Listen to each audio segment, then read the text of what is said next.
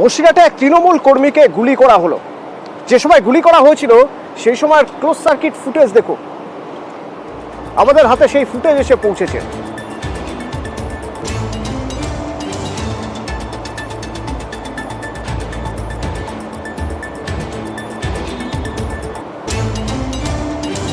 যার হাতে দেখছেন আগ্নেয়াস্ত্র, তাকে চিহ্নিত করা গেছে, তার নাম আয়ুব গাজী।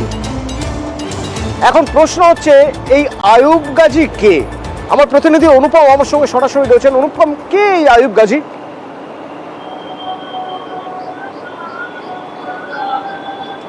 হ্যাঁ দেখো অতনুদা, এই আয়ুব গাজীর কোনো রাজনৈতিক ব্যাকগ্রাউন্ড নেই। এই আয়ুব গাজী হচ্ছে একদম এক কথায় বলা যেতে পারে সুপারি কিলার। তার কারণ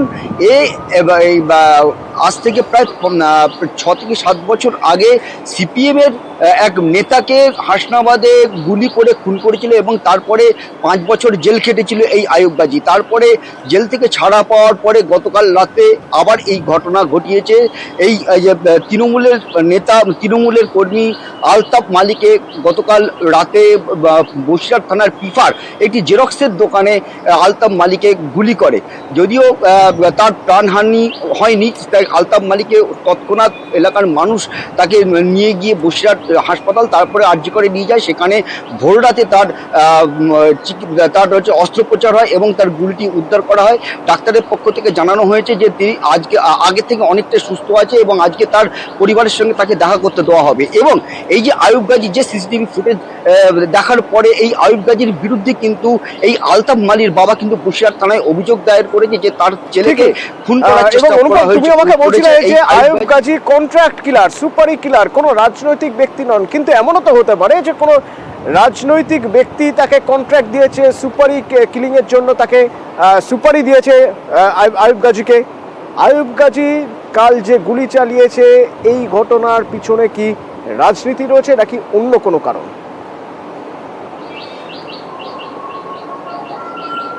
না দেখো, এখনো কোনো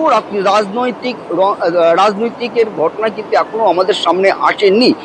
আর এই যে আলতাফ মালি, এই আলতাফ মালি একদিকে যেমন তৃণমূল কর্মী, অন্যদিকে কিন্তু সে হচ্ছে একজন ঠিকাদার। সে যেমন হচ্ছে যেসব রাস্তার যেসব ঠিকাদার, সেই সব ঠিকাদারও সেসব কন্ট্রাক্ট নিয়ে কাজ করে এবং যেসব লেবার, সেই লেবারদেরও কিন্তু ঠিকাদার সে। এবং এই কারণেও কিন্তু একটা ব্যবসায়িক সূত্রে একটা দ্বন্দ্ব থাকতে পারে, যার কারণে কিন্তু তাকে কিন্তু গুলি করা হতে পারেও কিন্তু সন্দেহ করছে পুলিশ। এবং পাশাপাশি কোনো রাজনৈতিক কিলিং, যেটা তুমি বললে যে অন্য কোনো রাজনৈতিক দল থেকে তাকে সুপারি দিয়ে তার দ্বারা এই খুন করার চেষ্টা হয়েছে কিনা, এই বিষয়টাও কিন্তু পুলিশ কিন্তু যে একদম উড়িয়ে দিচ্ছে তা না, এই বিষয়টাও কিন্তু পুলিশ খতিয়ে দেখছে। এবং শুধু বসিরহাট না, বসিরহাট, হাসনাবাদ এবং হচ্ছে মিনাকা, সন্দেশখালী, হিঙ্গলগঞ্জ, বিস্তীর্ণ যেসব থানা রয়েছে, প্রতিটা থানাতে তার সিসিটিভি ফুটেজ পাঠিয়ে দেওয়া হয়েছে। এবং বসিরহাটটা যেহেতু একদম সীমান্ত লাগোয়া, সেই জন্য সীমান্তে কিন্তু বসিরহাট থানার পুলিশের কিন্তু কড়া নজরদারি রয়েছে, যাতে এই আয়ুব গাজী যাতে পালিয়ে না চলে যেতে পারে। এবং পুলিশের তরফ থেকে যেটা জানানো হচ্ছে যে তার মানে খুব শীঘ্রই একটু যদি ঢিলে ঢালা মনোভাব দেখানো যায়, তাহলে পাশেই বাংলাদেশ, সীমানা পেরোনো খুব একটা কঠিন ব্যাপার হবে না আয়ুব গাজীর ক্ষেত্রে। সেক্ষেত্রে আয়ুব গাজীকে যত দ্রুত সম্ভব গ্রেপ্তার করতেই হবে। এবং যখন আয়ুব গাজীকে কাল এই ধরনের ঘটনা ঘটায়, তারপর এবার মানুষ আয়ুব গাজীর বাড়িতে চড়াও হয়। বাড়ি, তার দোকান ছিল, সেই দোকানেও হামলা চালানো হয় বসিরহাটের শঙ্করপুরে। এরপর আগুন ধরিয়ে দেওয়া হয়। শুধু তাই নয়, আয়ুব গাজীর স্ত্রীকে মারধর করা হয় বলেও অভিযোগ। কিন্তু কারা করলো? এলাকার মানুষ। অনুপম,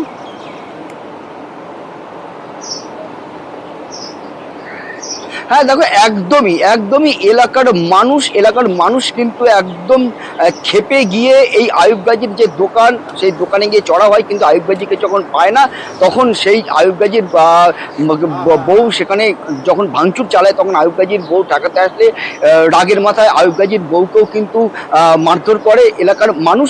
এবং তারপরে আয়ুব গাজীর বউকে দোকান থেকে বের করে দিয়ে দোকানে কিন্তু আগুনও ধরিয়ে দেওয়া হয়।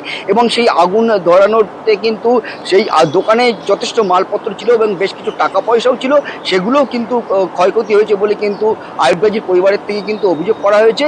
যদিও ঠিকই আয়ুব গাজীর স্ত্রী তিনি কিন্তু অভিযোগ করছেন যে তৃণমূল এই ভাঙচুর আর আগুন ধরানোর ঘটনা ঘটিয়েছে। এসে আমার প্রথম গুলি করেছে, আমি এরকম সাইড হয়ে গিয়েছি। পঞ্চায়েতের প্রধান সারাপ আর শাইনুর, ওরা দুই ভাই আরো লোকজন সব নিয়ে এসে আমার 7 দিন মানে মেরে দোকান বসে সব ভেঙে চুরি খাই আগুন দিয়ে সব পেট্রোলে জ্বালাই দিয়েছে, সব এসে ওরা এসে বিশাল মারধর করেছে আমার। তৃণমূল অবশ্য দাবি করছে এ জনরোষের ফল। তৃণমূল কংগ্রেসের কোনো কর্মী জড়িত নেই। এইরকম একটা ঘটনা আয়ুব গাজী করার পরে এলাকার মানুষ পিফার বিভিন্ন এলাকার থেকে মানুষজন জড়ো হয়ে সেই জনরোষ তৈরি হয়েছে। সেই জনরোষে সেখানে একটা অগ্নিগর্ভ হয়েছে। তারপরে আমরা জানি না, আমরা আমাদের নেতৃত্বের কাছে ডাকে গিয়েছি, নেতৃত্বের সঙ্গে আমরা থানাতে এসেছি। আমাদের থানায় যেটা করণীয় পুলিশকে জানানো এবং প্রশাসনিকভাবে সে যাতে অ্যারেস্ট হয়, আইনানুগ ব্যবস্থা যাতে নিতে পারে পুলিশ, তার জন্য আমরা থানাতে আছি। ওদিকে আমডাঙ্গায় তৃণমূল নেতার বাড়ি লক্ষ্য করে বোমা ছোড়ার অভিযোগ এবং যারা বোমা ছুটছিল তারা নাকি গুলিও চালিয়েছে বলে অভিযোগ। জিয়াউল প্রতিনিধি আমার সঙ্গে সরাসরি রয়েছে। জিয়াউল, কারা ঘটালো এই ঘটনা?